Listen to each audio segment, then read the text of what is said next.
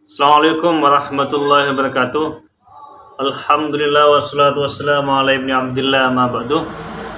Para sahabat bisikan dari langit yang dirahmati oleh Allah Subhanahu wa taala dimanapun kalian berada, semoga tetap dalam perlindungan Allah Rabbuna Azza wa Jalla. Amin amin.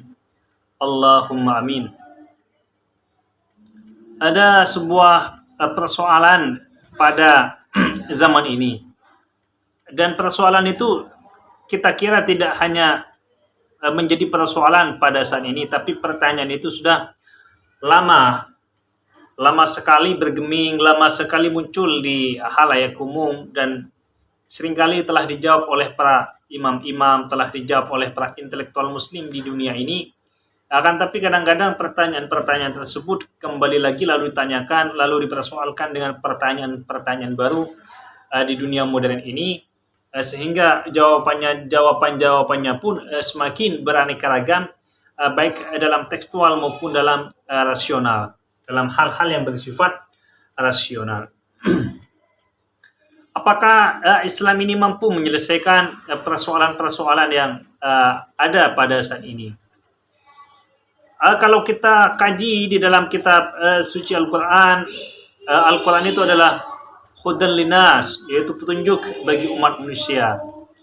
Mubasyirin wa mundirin, yaitu pembawa kabar bahagia dan pembawa kabar buruk bagi umat manusia. Kenapa Al-Quran ini menjadi hudan linas? Karena manusia ini membutuhkan seorang petunjuk, membutuhkan wahyu. Karena akal manusia itu seringkali tidak mampu untuk menyelesaikan persoalan-persoalan.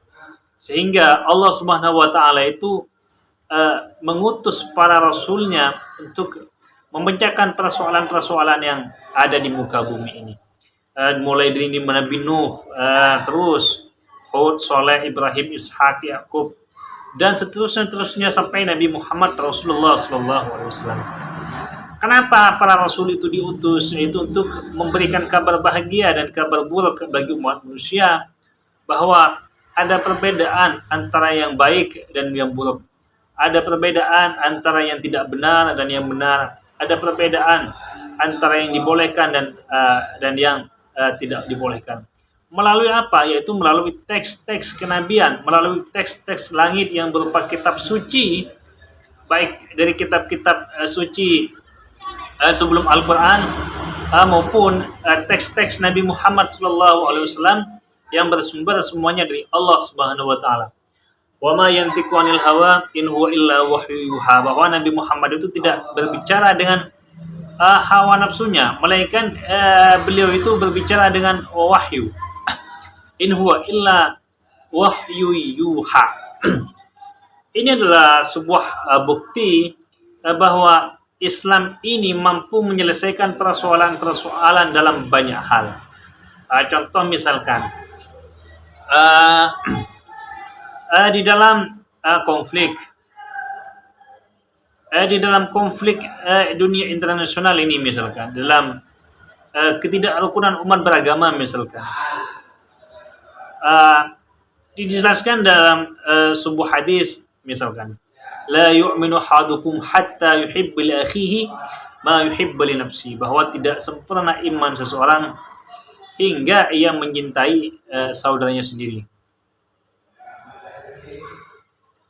Maksudnya apa?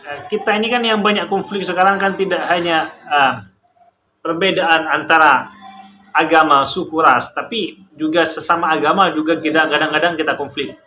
Kalau di Somalia itu kan hanya beda madhab saja, madhabnya sama kadang-kadang, tapi politiknya beda, itu kadang-kadang masih terjadi konflik, dan konfliknya itu jelas memakan korban nyawa. Ini teks langit ini melalui Nabi Muhammad SAW ini mengajarkan kepada kita agar saling mencintai sesama muslim, bahwa tidak dibenarkan umat muslim itu bermusuhan sampai lebih dari 3 hari. Ini jelas adalah sebuah jawaban bahwa Islam itu mengajarkan tentang rahmat, mayarhamullah, bagaimana barang siapa yang mengasihi makhluk bumi, maka makhluk langitlah yang juga ikut mengasihi, yaitu ikut mendoakan orang yang mengasihi makhluk bumi. Jelas di dalam kitab suci Al-Quran misalkan, bagaimana Al-Quran ini sangat hati-hati sekali, terlebih-lebih dalam persoalan nyawa misalkan. Barang siapa yang membunuh satu jiwa bighairi nafsin, tanpa membunuh jiwa, fakannama qatala nasa jami'a, maka seakan-akan dia membunuh banyak jiwa umat manusia. Ini kan jelas menyakiti saja itu tidak boleh, apalagi sampai menumpahkan darah umat manusia, diumpamakan dengan membunuh semua umat manusia keturunan Adam alaihi salatu wassalam. Ini adalah teguran keras bagi umat manusia untuk kedepannya lebih berhati-hati, kedepannya untuk lebih bermawas diri tentang persaudaraan sesama iman, sebangsa dan setanah air. Lah kenapa Indonesia itu memilih Pancasila sebagai pondasi persaudaraan kita? Karena semua agama ini mampu menerima Pancasila tersebut melalui sila kelima tersebut, sehingga tidaklah terjadi konflik dan saling iri hati. Contoh lain, Islam ini mampu menyelesaikan banyak hal, misalkan bagaimana Al-Quran atau Al-Hadis menyebutkan tentang lingkungan hidup misalkan. Saya menemukan ayat dhaharal fasadu fil bari wal bahri bima kasabat aydin nas, tampaklah kerusakan di darat maupun di laut, bima kasabat aydin nas, disebabkan oleh ulah tangan manusia itu sendiri. Kenapa Al-Quran bicara begitu? Kenapa sering terjadi banjir? Kenapa sering terjadi gempa misalkan? Karena banyak pohon-pohon ditebang, banyak gunung-gunung itu diruntuhkan, sehingga ketika hujan deras tidak ada yang mampu menyerap air tersebut ke dalam bumi. Apa yang mampu? Yaitu pohon-pohon itu. Polusi udara misalkan, itu kan tercemar. Apa yang mampu menyelamatkan? Yaitu pohon-pohon yang pernah kita ditanam oleh umat manusia untuk menyerap polusi tersebut, sehingga kita mampu menghirup udara segar. Misalkan banyak tambang-tambang, gunung-gunung itu kan hanya akan menjadi penyebab hancurnya muka bumi ini, menjadi penyebab terjadinya gempa-gempa. Islam telah menjelaskan tentang banyak hal, bagaimana dunia ini tidak hancur, bagaimana manusia ini tidak terbunuh. Islam telah menjelaskan banyak hal, menerangkan banyak hal agar manusia ini hidupnya terus berjalan dengan semestinya, hidupnya terus konsisten, tidak mendatangkan bencana-bencana besar melalui perbuatan ulah tangan manusia itu sendiri. Para sahabat bisikan dari langit yang dirahmati oleh Allah Subhanahu wa taala. Islam telah banyak mengajarkan tentang hal kasih sayang kepada umat manusia. Islam telah menjelaskan tentang hal baik dan hal buruk terhadap umat manusia. Mana yang baik dan mana yang buruk itu harus bisa dibedakan dan harus dipisahkan. Yang baik ambillah khud ma sofa wada ma qadar, ambillah yang jernih, wada ma qadar, dan buanglah yang kotor. Kerjakanlah yang baik-baik dan tinggalkanlah yang kotor-kotor. Hindarkanlah dari menebang pohon dan tanamlah pohon-pohon itu agar udara di dunia ini tidak keruh lalu menjadi penyakit terhadap umat manusia disebabkan karena hirupan nafas kita. Sehingga mampu juga pohon-pohon ini yang ditanami ini mampu menyerap air hujan, mampu menyerap banjir-banjir yang kadang-kadang kita tidak sangka-sangka datangnya.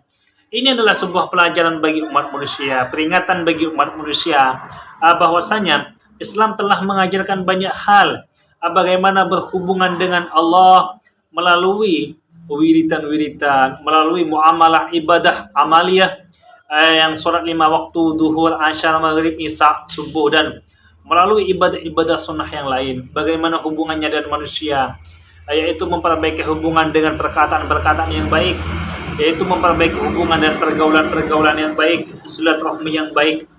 Ini adalah sebuah bukti bahwa humanisme nantinya akan terus berjalan, tidak hanya sesama umat beragama satu, tapi juga dengan umat agama yang lain. Bagaimana Islam ini juga mengajarkan tentang hubungan dengan lingkungan hidup, dengan tumbuh-tumbuhan, dengan hewan. Jangan sakiti hewan.